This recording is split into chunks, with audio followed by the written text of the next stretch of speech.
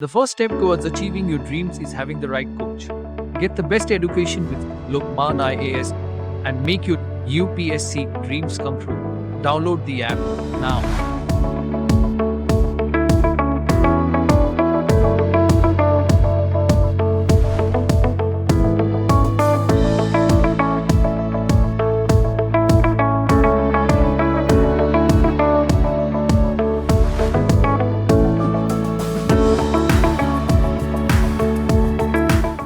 नमस्कार, मेरा नाम सिद्धांत कुमार है और इस बार 66वीं बीपीएससी का जो परिणाम घोषित हुआ है उसमें मुझे 5th रैंक हासिल हुई है और मुझे बिहार फाइनेंशियल सर्विस में असिस्टेंट कमिश्नर स्टेट टैक्स की पोस्ट मिली है। इस वीडियो में मैं आपको बताऊंगा कि बीपीएससी में प्री की तैयारी कैसे करें। तो कुछ इंपॉर्टेंट पॉइंट्स है जो कि मैं आपके साथ साझा करना चाहूँगा। पहली बात यह है कि जब आप तैयारी स्टार्ट कर रहे हो बीपीएससी की तो सबसे पहले आपको एनसीईआरटी बुक पढ़ना बिल्कुल आवश्यक है। एनसीईआरटी जब आप बुक पढ़ोगे तो आपको ये रियलाइज़ होगा कि क्या बैकग्राउंड्स हैं और क्या डेवलपमेंट्स हैं जिसके बदौलत फिर आप जो सेकंड स्टेज है बीपीएससी प्री का, जो कि लूसेंट बुक या फिर किसी भी वन लाइनर बुक या घटना चक्र जो लोग पढ़ते हैं उसके डेवलपमेंट्स को समझ पाएंगे। तो एनसीईआरटी आपका एक बेस तैयार करेगी जिससे आपको एक बैकग्राउंड का नॉलेज समझ में आएगा। फिर सेकंड जो चीज़ है उसमें आपको लूसेंट पढ़ना होगा। लूसेंट से ही सारे क्वेश्चंस आ जाते हैं, चाहे वो हिस्ट्री के क्वेश्चंस हो, चाहे वो साइंस के क्वेश्चंस हो या फिर किसी भी स्टैटिक पोर्शन के क्वेश्चंस हो जो कि पॉलिटी, ज्योग्राफी, इकोनॉमी कुछ भी हो, तो वो डायरेक्ट आपको लूसेंट से मिल जाएगी। तीसरी जो चीज़ें जो मैं आपको बताना चाहूँगा वो है बिहार समग्र की बुक। बिहार समग्र से आपको बिहार स्पेशल के बारे में नॉलेज मिलेगी। इम्तियाज़ अहमद सर की आप MCQ बुक इस्तेमाल कर सकते हैं। और चौथी और सबसे मोस्ट इंपॉर्टेंट चीज़ ये है कि आपको करंट अफेयर्स पे फोकस करना पड़ेगा। करंट अफेयर्स वन लाइनर, इसके लिए आप स्पीडी या एडिटोरिया इस दोनों मैगजीन में से किसी भी मैगजीन का इस्तेमाल कर सकते हैं। तो ये चार चीज़ जब आप कर लोगे तो फाइनली फिर आपको एक लास्ट चीज़ करनी होगी और वो है बिहार इकोनॉमिक सर्वे, बजट और फॉरेस्ट। इन तीनों चीज़ पर अगर आपने वर्क कर लिया और जो मैंने पिछले 4 पॉइंट्स बताए थे जो कि एनसीईआरटी, लूसेंट, बिहार समग्र या फिर किसी भी एक करंट अफेयर्स मैगजीन के साथ बिहार इकोनॉमिक सर्वे और बजट की तैयारी आपने कर ली, तो मेरे हिसाब से आपको प्रीलिम्स में 110 प्लस स्कोर करने में बिल्कुल भी दिक्कत नहीं होगी। और फाइनली मैं ये बोलना चाहूँगा कि प्री की तैयारी करते समय क्या ना करें, और सबसे बड़ी गलती ये है कि 10 सोर्सेज पे ना जाएं, सिर्फ 1 या 2 रिलायबल सोर्सेज पे ही हमेशा रिलाई करें और उसी का मल्टीपल टाइम रिविजन करें। यही आपको अंततः सक्सेसफुल बनाएगी और आपको सक्सेस दिलाएगी। तो इस वीडियो में मैं आपको बताऊंगा कि बीपीएससी मेंस की प्रिपरेशन होलिस्टिक ढंग से कैसे की जानी चाहिए। तो आपको ये बात तो पता ही होगा कि किसी भी मेंस की प्रिपरेशन करने के पहले आपको उस सिलेबस से गो थ्रू होना होता है। तो अगर आप सिलेबस से गो थ्रू होंगे तो आपको ये समझ में आएगा कि इसमें टोटल 4 पेपर्स होते हैं। पहला पेपर जनरल हिंदी का होता है जो कि क्वालिफाइंग होता है, दूसरा पेपर GS1 का होता है, तीसरा GS2 का और चौथा आपके ऑप्शनल पेपर का होता है। तो मैं एक एक कर सिलसिलेवार तरीके से आपको बताऊंगा कि कैसे इन चारों पेपर्स को डील करना है। तो जो पहला पेपर होता है जनरल हिंदी, ये क्वालिफाइंग पेपर होता है। ये इसके मार्क्स आपके नहीं जुटते, लेकिन आपको इसमें एक मिनिमम मार्क्स लाने रहते हैं जिसके बदौलत आपकी बाकी 3 कॉपियाँ चेक होती हैं। अगर आपने इसमें क्वालिफाई नहीं किया तो आपकी बाकी 3 कॉपियाँ चेक ही नहीं होंगी। तो इसमें भी एक मिनिमम मार्क्स लाना आवश्यक होता है जो कि बहुत आसानी से आप ला सकते हैं। तो इसमें आप अगर आपका एग्ज़ाम बहुत नज़दीक है तो जनरल हिंदी के एग्ज़ाम के जस्ट कुछ दिन पहले हिंदी न्यूज़पेपर का रीडिंग करना स्टार्ट कर दें और थोड़ा बहुत 1 या 2 ऐसे लिख लें और साथ ही साथ 2-3 ग्रामर्स के क्वेश्चंस बना लें और प्रीवियस ईयर क्वेश्चंस देख लें। अगर आपने इतना कर लिया तो जनरल हिंदी का कट ऑफ बिल्कुल आसानी से पार हो जाएगा। चलते हैं दूसरे पेपर की तरफ जो है GS1। GS1 में बेसिकली 3 सेक्शंस होते हैं। पहला सेक्शन में हिस्ट्री का क्वेश्चन होते हैं, हिस्ट्री और आर्ट एंड कल्चर के। हिस्ट्री और आर्ट एंड कल्चर में आपके 8 या 9 टॉपिक्स हैं। अगर आपने इस टॉपिक्स के अच्छे से नोट्स बना लिए और एक एक पॉइंट्स को रट लिए तो इससे बाहर क्वेश्चंस नहीं आते हैं। वो 8 या 9 टॉपिक कुछ इस प्रकार हैं। पहला है पाला आर्ट, दूसरा है मौर्य आर्ट, तीसरा है बिरसा मुंडा रिवोल्ट, चौथा है संथाल रिवोल्ट, पांचवा पंडित जवाहरलाल नेहरू, छठा महात्मा गांधी, सातवां रविंद्रनाथ टैगोर, आठवां सुभाष चंद्र बोस और 9वां मैं बोलूँगा मधुबनी पेंटिंग और 10वां मैं बोलूँगा पाला आर्ट। और इसके अलावा बिहार के प्रेस और एजुकेशन डेवलपमेंट। आपने जो मैंने ये टॉपिक्स बताए हैं, अगर आपने इनके नोट्स बना लिए और इनको अच्छे से रट लिया, अच्छे से समझ लिया और यही चीज़ आप वहाँ पे प्रोड्यूस करके आ गए तो आपको हिस्ट्री में इसके बाहर जनरली क्वेश्चंस देखने को नहीं मिलेंगे। उसके बाद GS1 का जो सेकंड सेक्शन है वो होता है DI, डेटा इंटरप्रिटेशन, और इसमें स्टैटिस्टिक्स क्वेश्चंस आते हैं। इसमें आपको कुछ नहीं करना, इसमें आपको सिंपल प्रीवियस ईयर क्वेश्चंस उठाने हैं और हर प्रीवियस ईयर क्वेश्चंस को अच्छे ढंग से सॉल्व करना है। अगर आपको इससे ज़्यादा भी कुछ करना है, अगर आपकी मैथ्स वीक है, तो आप RS अग्रवाल बुक से हेल्प लेकर डेटा इंटरप्रिटेशन पे बहुत अच्छे से कमांड कर सकते हैं।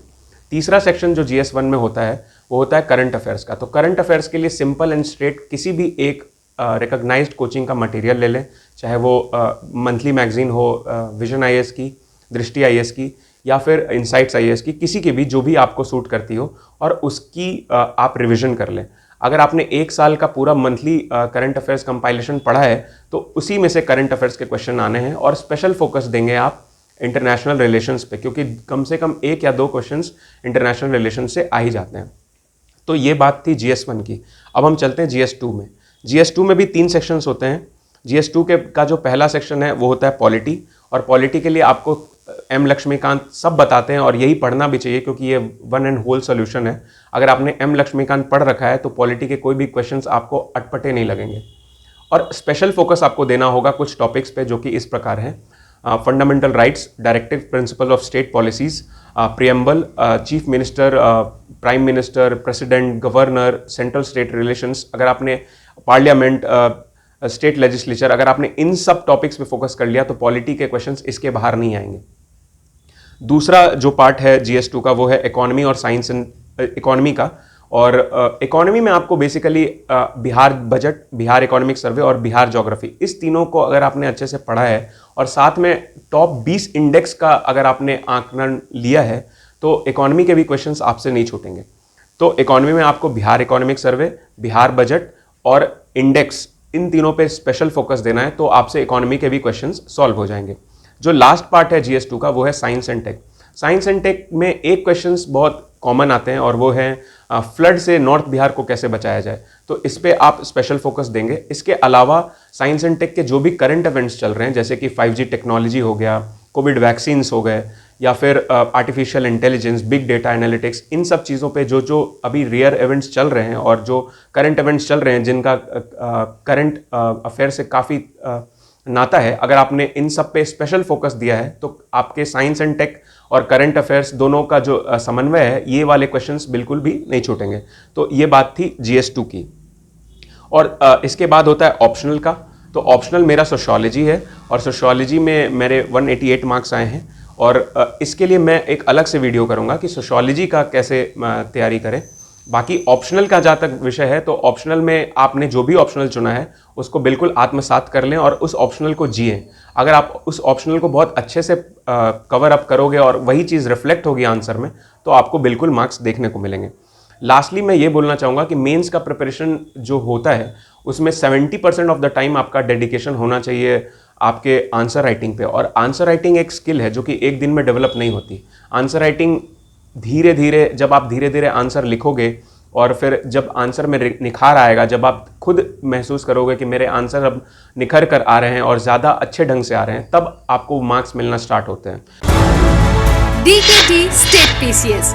अगर आप केवल स्टेट PCS के वीडियो देखना चाहते हैं तो सब्सक्राइब करिए DKT स्टेट PCS। यहाँ आपको राज्यों की लोक सेवा आयोग से जुड़ी परीक्षाओं के टॉपर्स के वीडियो अरेंज फॉर्मेट में मिल जाएंगे, और लिंक डिस्क्रिप्शन बॉक्स में भी मिल जाएगा।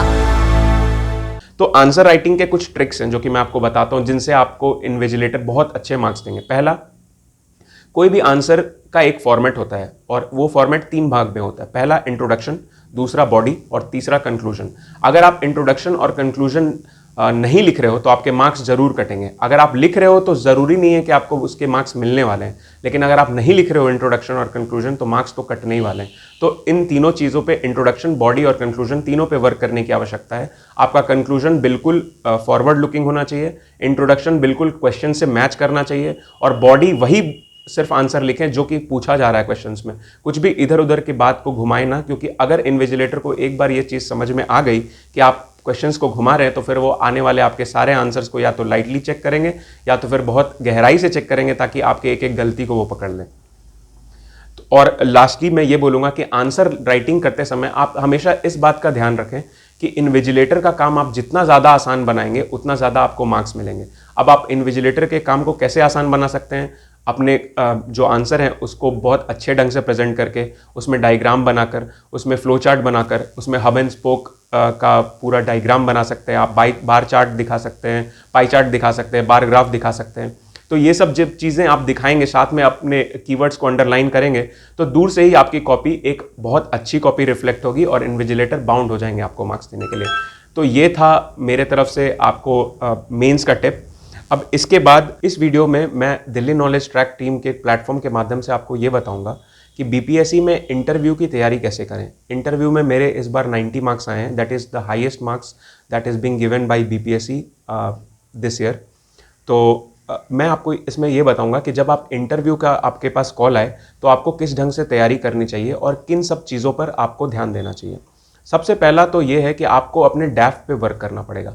आपने कहाँ से तैयारी की, आपका जन्म कहाँ हुआ, आपने किस स्कूल से पढ़ाई की, इन सब, आप किस मोहल्ले में रहते हैं, इन सब चीज़ों पर आपको अपनी पकड़ बनानी पड़ेगी और उससे रिलेटेड आपको चीज़ याद करनी पड़ेगी। जैसे मैंने अपनी स्कूलिंग डीएवी पब्लिक स्कूल से की है, तो मुझे दयानंद एंग्लो वैदिक पब्लिक स्कूल के बारे में पूरा नॉलेज होना चाहिए। दयानंद जी कौन थे इसके बारे में नॉलेज होना चाहिए। तो ये सब जब आप अपने डैफ के एक एक कोने पे अच्छे से वर्क कर लोगे तो आपका कॉन्फिडेंस लेवल ऐसे ही हाई रहेगा, क्योंकि इंटरव्यूअर वैसे भी आपके बारे में सिर्फ वही जानते हैं जो आप उनको वहाँ पे दिखाओगे और जो आप अपने डैफ में वहाँ भर कर आए हो। तो अपने डैफ पे वर्क करें। दूसरी बात ये कि अपना कॉन्फिडेंस लेवल बिल्कुल हाई रखें। वहाँ पर वो आपसे ये एक्सपेक्ट करते हैं कि आप में कॉन्फिडेंस हो, आप में पब्लिक डीलिंग जब हो या फिर कुछ कठिन परिस्थितियां आएँ जब आप सर्विस में जाएं तो आप उसको झेलने के लिए बिल्कुल रेडी हो। तो जब आपके कॉन्फिडेंस लेवल हाई होंगे और वहाँ पे आप पैनिक नहीं करोगे तो अल्टीमेटली इंटरव्यूअर खुश होकर आपको मार्क्स देंगे। तीसरी बात ये कि वो ये भी आपसे एक्सपेक्ट करते हैं कि आपको बिहार का नॉलेज हो। वो ये सिर्फ नहीं एक्सपेक्ट करेंगे कि आपको इंडिया लेवल का नॉलेज हो और ऊपर से नॉलेज हो और बिहार का नॉलेज ना हो, क्योंकि अल्टीमेटली आपको काम बिहार में ही करना है। This exam is all about Bihar public service commission. So Bihar का भी नॉलेज होना बहुत ही आवश्यक है। जैसे मुझसे तो कुछ डायरेक्ट फैक्ट्स ही पूछ लिए गए थे बिहार के लिए, जो कि मैं अपने आने वाले समय में अभी बताऊंगा कि मेरे से कौन कौन से सवाल पूछे गए थे। चौथा ये कि जब भी आप कोई आंसर दें तो अपने उसके साथ फैक्ट्स और डेटा को इंक्लूड करें। उससे प्रोफेशनल लुक और थोड़ा ब्यूरोक्रेटिक लुक आता है। क्योंकि जैसे मुझसे पूछा गया था कि बिहार और केरल में क्या डिफरेंस है, तो मैंने बिहार का सेक्स रेशियो और केरल का सेक्स रेशियो बताया, साथ में बिहार के ह्यूमन डेवलपमेंट इंडेक्स का रैंक और नीति आयोग ने जो निकाला था सस्टेनेबल डेवलपमेंट इंडेक्स का रैंक और केरल का क्या रैंक है ये बताया। तो उससे मेरे आंसर को वैलिडिटी मिली। तो जब आप फैक्ट्स और डेटा किसी एक ऑथेंटिक ऑर्गेनाइजेशन का कोट करते हो तो अल्टीमेटली सामने वाले इंटरव्यूअर को ये समझ में आता है कि ये अपने से नहीं बोल रहा है, ये एक पर्टिकुलर डेटा के बारे में बता रहा है जो कि बिहार गवर्नमेंट या फिर इंडिया गवर्नमेंट या फिर कोई इंटरनेशनल ऑर्गेनाइजेशन, नेशनल ऑर्गेनाइजेशन की रिपोर्ट बोलती है, ना कि ये खुद बोल रहा है। पांचवा ये कि बिल्कुल पैनिक नहीं करना है। वहाँ पे जो इंटरव्यूअर बैठे हैं वो खुद ये चाहते हैं कि आप अपने पूरे व्यक्तित्व को बहुत निखर कर दिखाओ, तो वहाँ पर जाकर बिल्कुल भी पैनिक नहीं करना है। ये बिल्कुल 20-25 मिनट का ही खेल होता है और इसमें अगर आपने पूरे बोल्डली और कॉन्फिडेंस ढंग से और बिल्कुल प्रोफेशनल ढंग से अपने आंसर को प्रेजेंट किया तो आपको बिल्कुल मार्क्स मिलेंगे और बहुत अच्छे मार्क्स मिलेंगे। और मैं लास्टली यही बोलूँगा कि इंटरव्यू देते समय अपने चेहरे पर थोड़ा सा पॉजिटिविटी और थोड़ा सा स्माइल भी रखें, और जब सारे बोर्ड मेंबर खुशनुमा हो तो आप भी अपने आप को ये दिखाएं कि मैं भी एक पॉजिटिव माइंड का इंसान हूँ, क्योंकि अल्टीमेटली जब पॉजिटिविटी आप फैलाते हो तो अल्टीमेटली आपको मार्क्स भी उसी ढंग से मिलते हैं। अब मैं इस सेक्शन में ये बताऊंगा कि मुझसे कैसे सवाल पूछे गए। सबसे पहले तो जब मैं यहाँ पे एंटर किया तो मैंने सबको प्रणाम किया। जब मैंने यूपीएससी का इंटरव्यू दिया था तो वहाँ पे मैंने गुड मॉर्निंग बोला था, क्योंकि वहाँ पे प्रणाम जनरली बिहार में बोला जाता है। ऐसा मुझे मेरे मॉक इंटरव्यूज़ के दौरान बताया गया कि यहाँ पर जब भी आप इंटरव्यू देने जाएँ तो शुरुआत में ग्रीटिंग गुड मॉर्निंग से अच्छा प्रणाम बोले। तो मैंने यहाँ पर प्रणाम किया था और उसके बाद चेयरमैन सर ने मुझे बिठाया आराम से और बोला आप रिलैक्स हो जाइए। तो मैंने सबको पहले तो प्रणाम करके आराम से बैठकर रिलैक्स हो गया। उसके बाद चेयरमैन सर ने मुझसे ये पूछा कि आपका ग्रेजुएशन विषय कौन सा था और आपने आपका ऑप्शनल क्या है और आपने कहाँ से पढ़ाई की। तो मैंने उन्हें बताया कि मैं केरल के कोचिन यूनिवर्सिटी से मैंने पढ़ाई की है और मेरा ऑप्शनल जो है वो सोशियोलॉजी है and I am an electronics and communication engineering graduate. तो उसके बाद उन्होंने डायरेक्ट मुझसे बिहार स्पेसिफिक कुछ 3-4 सवाल पूछे, जो कि कुछ इस प्रकार थे कि बिहार का राजकीय फूल क्या है, बिहार का राजकीय पक्षी क्या है, बिहार के राजकीय पशु क्या है, बिहार का राजकीय चिन्ह क्या है। ये लगातार 4 सवाल उन्होंने मुझसे पूछे। मेरा बोर्ड अरुण कुमार भगत सर का था और उन्होंने मुझसे ये सवाल पहले पूछे। उसके बाद उन्होंने मुझसे पूछा कि महात्मा गांधी जी के कुछ नेशनल न्यूज़पेपर्स के नाम बताएं, तो ये पूछा। उसके बाद उन्होंने मुझसे पूछा मदन मोहन मालवीय जी के नेशनल न्यूज़पेपर्स के बारे में बताएं। तो इतना का मैंने सबका जवाब दे दिया और फिर जो फर्स्ट मेंबर थे उनके तरफ चेयरमैन सर ने रेफ़र कर दिया। तो चेयरमैन सर ने जब रेफ़र किया मेंबर 1 को, तो जो मेंबर 1 है उन्होंने मुझसे ये पूछा कि आप ये बताएं कि बंदूक के नोक पर सत्ता हासिल की जा सकती है, ये किसने बोला था। तो इसका मुझे आंसर नहीं पता था और लिटरली मैंने सिंपली बोला कि सर सॉरी सर मुझे नहीं पता। तो इसका आंसर था माओ जेतोंग। तो इसी से रिलेटेड उन्होंने दूसरा सवाल पूछा कि अच्छा ये बताओ कि माओइज़्म क्या है। तो मैंने एक्सप्लेन कर दिया कि माओइज़्म क्या है बहुत अच्छे से। उसके बाद उन्होंने पूछा कि इंडिविजुअल, सोसाइटी और कम्युनिटी में क्या डिफरेंस है। ये उन्होंने मुझसे इसलिए पूछा क्योंकि मेरा ऑप्शनल सोशियोलॉजी था। उसके बाद उन्होंने पूछा व्हाट इज़ इगैलिटेरियनिज्म, इसका भी मैंने जवाब दे दिया। उसके बाद उन्होंने पूछा क्या आपके हिसाब से कौटिल्य एक सोशियोलॉजिस्ट यानी समाजशास्त्री हो सकते हैं। तो मैंने बोला हाँ हो सकते हैं। उसका उन्होंने 3 रीज़न पूछा, तो मैंने इसका भी जवाब दे दिया। फिर उन्होंने मुझसे ये पूछा कि आपके और आपके पिताजी के बीच में नहीं बन रही है तो आप क्या कीजिएगा। तो फिर मैंने बोला कि सर दिलों की दूरियां वार्तालाप से ही कम की जा सकती हैं। और फिर मैंने धीरे से बोला कि सर हालांकि मेरे और मेरे पिताजी के बीच में बहुत अच्छी बनती है। तो इससे पूरा बोर्ड हंसने लगा, सब ने थोड़े थोड़े ठहाके मारे, तो मैं भी थोड़ा सा हंस दिया। तो इससे आपने एक पॉजिटिविटी फैलाई और ये भी दिखाया कि मेरे अंदर ये कॉन्फिडेंस है कि मैं किसी भी सवाल से घबरा नहीं रहा हूँ और मैं बहुत इच्छुक हूँ आपका जवाब देने के लिए। तो यही देखना चाहते हैं इंटरव्यूअर। फिर मेंबर 2 के पास जब सवाल आए तो जो मेंबर 1 थे उन्होंने मुझसे टोटल सोशियोलॉजी के पर्सपेक्टिव से सवाल पूछे। जो चेयरमैन सर थे उन्होंने मुझे पूरे ऑलमोस्ट बिहार पर्सपेक्टिव से सवाल पूछे।